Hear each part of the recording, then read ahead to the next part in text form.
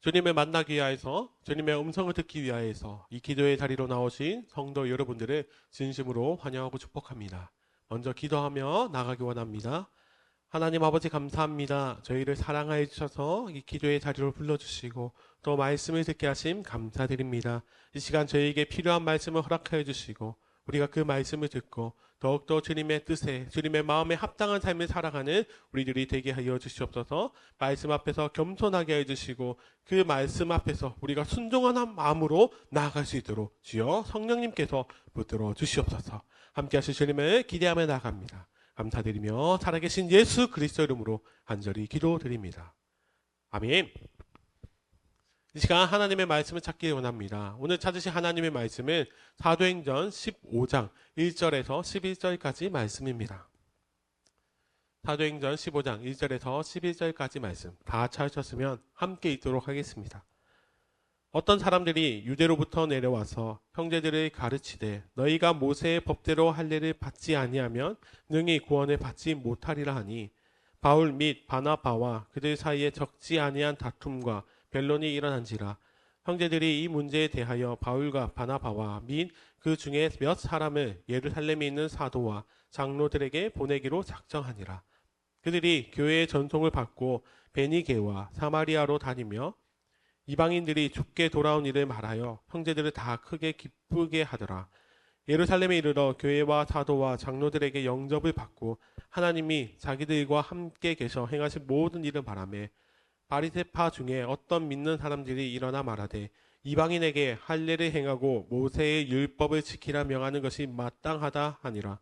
사도와 장로들이 이 일을 의논하러 모여 많은 변론이 있은 후에 베드로가 일어나 말하되 형제들아 너희도 알거니와 하나님이 이방인들로 내 입에서 복음의 말씀을 들어 믿게 하시려고 오래전부터 너희 가운데서 나를 택하시고 또 마음을 아시는 하나님이 우리에게와 같이 그들에게도 성령을 주어 증언하시고 믿음으로 그들의 마음을 깨끗이 하사 그들이나 우리나 차별하지 아니하셨느니라. 그런데 지금 너희가 어찌하여 하나님을 시험하여 우리 조상과 우리도 능히 매지 못하던 멍에를 제자들의 목에 두려느냐. 그러나 우리는 그들이 우리와 동일하게 주 예수의 은혜로 구원받은 주를 믿노라 하니라. 아멘. 사랑하는 성도 여러분, 오늘 이 시간은 거룩함이 내 안에 있기에 라는 제목으로 하나님의 말씀을 전하기 원합니다. 사랑하는 성도 여러분, 우리가 역사에 대한 TV 프로그램이나 유튜브를 보다 보면 어떤 특별한 사건을 소개하면서 이러한 표현들을 쓸 때가 있습니다. 어떤 표현입니까? 이 사건은 역사를 바꾸게 되는 큰 계기가 되었다. 아니면 이 일이 있은 후 많은 것이 달라졌다. 이런 표현들을 들어보신 적이 있으실 것입니다. 보통 이러한 표현들은 역사적으로 아주 중요한 사건이나 발견 등이 있을 때에 쓰이는 표현입니다. 오늘 우리가 읽은 이 사도행전 15장의 본문도 마찬가지입니다. 15장의 내용은 이방인의 할례에 대한 이런 문제를 놓고 심각하게 논쟁을 하고 있는 예루살렘 회의에 대한 내용입니다. 이 예루살렘 회의는 그동안 어디로 가야 할지 모르는 그리스도인들, 그들을 향하여서 앞으로 걸어가야 할 복음의 길에 대해서 아주 명확하고 바른 길을 제시해 주시는 바로 말씀입니다. 어떤 문제가 있었기에 교회 성도들이 복음 앞에서 갈팡질팡할까요? 그리고 오늘 이 15장 본문에는 어떤 내용이 있기에 이 사건을 통해 복음의 길이 아주 명확하게 제시되었을까요? 먼저 이 회의가 있게 된 이유가 1절에 기록되어 있습니다. 우리 1절에 읽어보도록 하겠습니다. 어떤 사람이 유대로부터 내려와서 형제들을 가르치되 너희가 모세의 법대로 할례를 받지 아니하면 능히 구원을 받지 못하리라 하니. 아멘. 유대인 성도들이 말하기를 너희가 예수님을 믿어도 모세를 통해 주신 율법, 그 율법에 나와 있는 할례가 없다면 너희는 결코 구원을 받지 못할 것이라고 말하고 있습니다. 여기서 유대인들이 말하는 너희는 누구입니까? 바로 이방인 성도들입니다. 이방인 그리스도인들이 향하여서 자신들이 가지고 있는 문화와 율법을 그대로 적용해서 그것을 지킬 때야만 구원이 있다라고 외치고 있습니다.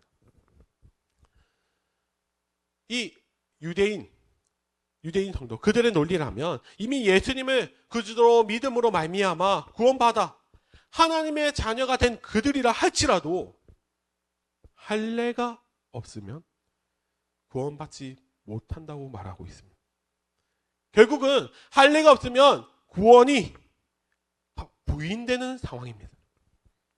이것을 조금 더 구체적으로 말씀을 드리면 유대인 성도들은 이방인 성도들이 할례를 받지 아니하면 여전히 죄 속에 머물고 있다라고 외치는 것입니다. 그래서 유대인 성도들은 이 회의를 통하여서 복음에 대한 정의를 바르게 내리고 싶었습니다.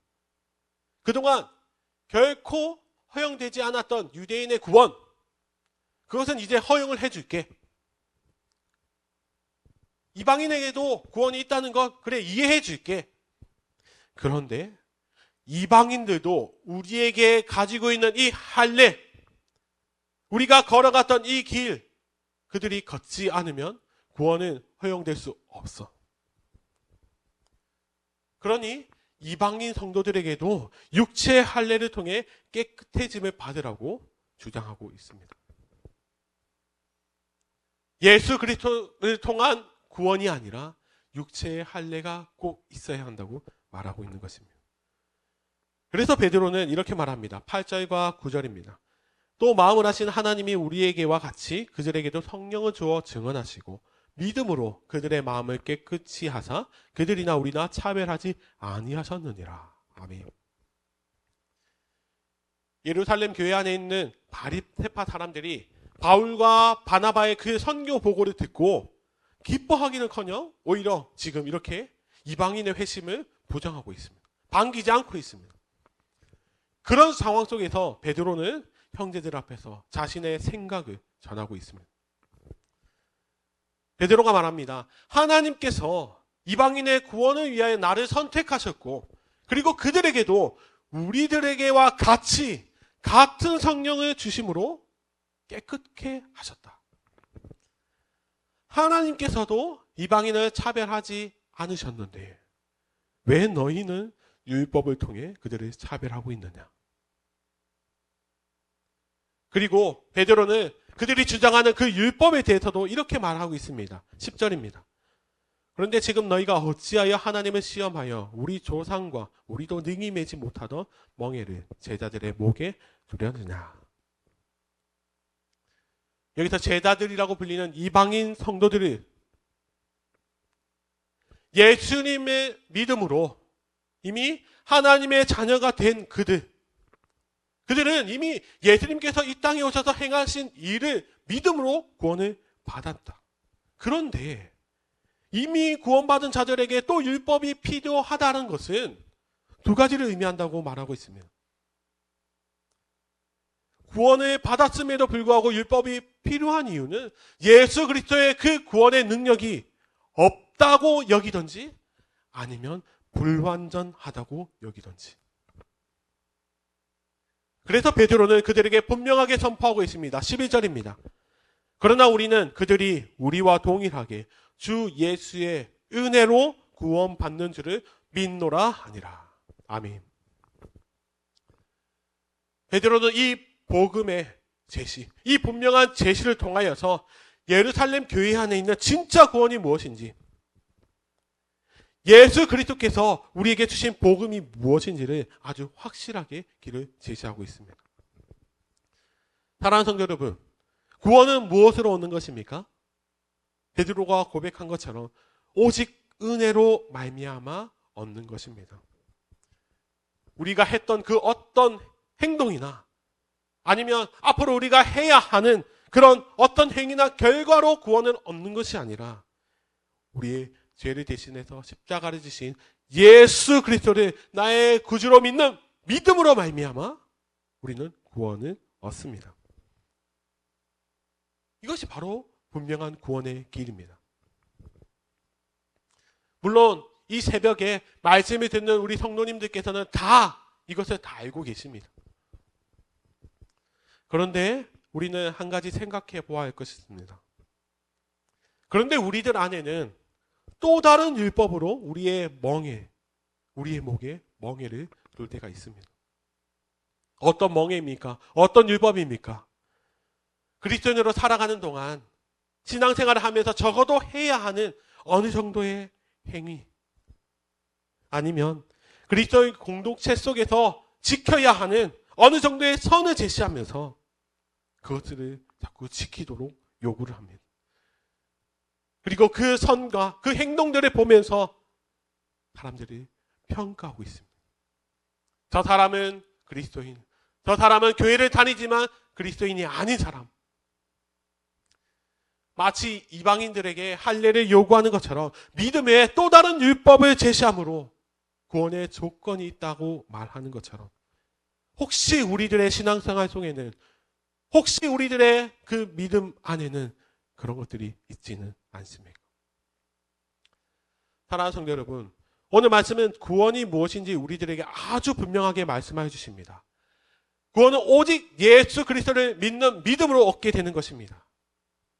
그리고 거룩한 행위나 아름다운 신앙의 모습들은 오직 믿음으로 얻은 그 구원의 결과로 나타나는 것입니다. 우리들이 거룩한 행동을 아무리 한다고 해서 우리가 얼마나 거룩해지겠습니까? 우리가 아무리 선한 행동과 선한 생각을 한다고 해도 우리가 얼마나 선한 존재들이 되겠습니까? 그것이 아니라 오직 우리의 의로움과 구원이 되시는 예수 그리스도만이 우리를 거룩하게 하심을, 그렇게 해주시는 분이심을 믿는 것을 우리는 오늘 말씀을 통해 깨달아야 합니다. 우리가 그것을 믿을 때에 우리는 더 이상 율법이 아니라 오직 은혜로 살아가는 자들이 되는 것입니다. 사랑하는 성도 여러분, 우리가 이 말씀을 가지고 하루를 살아가기 원합니다. 우리의 의로움을 위한 거룩한 삶이 아닌 그분의 거룩함이 내 안에 있기에 주님의 삶을 쫓아 살아가는 그런 우리들이 되기를 원합니다. 그리하여서 정말 우리 안에 계시는 그분을 쫓아 살아갈 때에 우리는 오직 주님의 은혜로만 살아갈 수 있음을 기억하며, 우리가 오늘 하루 정말 주님의 은혜 안에서 하나님의 자녀로 살아가는, 그리고 오직 주님의 이름만 높여드리며 영광을 높여드리는 그런 주의 백성다운 삶, 참된 그리스도인의 삶을 살아가는 우리 모두가 되시기를 예수님의 이름으로 간절히 축원합니다. 아멘. 이 시간 함께 말씀을 기억하시면서 통성으로 기도하기 원합니다. 하나님, 우리 가운데 어떤 율법이 있습니까? 그 율법의 멍에를 거두어 주시옵소서. 우리가 오직 구원은 믿음으로 말미암아 은혜로 주어주신다는 것을 기억하며 그 은혜에 합당한 삶을 살아가는 우리가 되게 하여 주시옵소서. 정말 우리가 그분의 거룩함을 쫓아 살아가며 주님만을 높여드리는 하나님의 자녀, 참된 그리스도인의 삶을 살아가게 하여 주시옵소서. 그리고 우리가 가지고 있는 많은 기도의 제목을 가지고 함께 통성으로 기도하며 나아가겠습니다. 기도하겠습니다.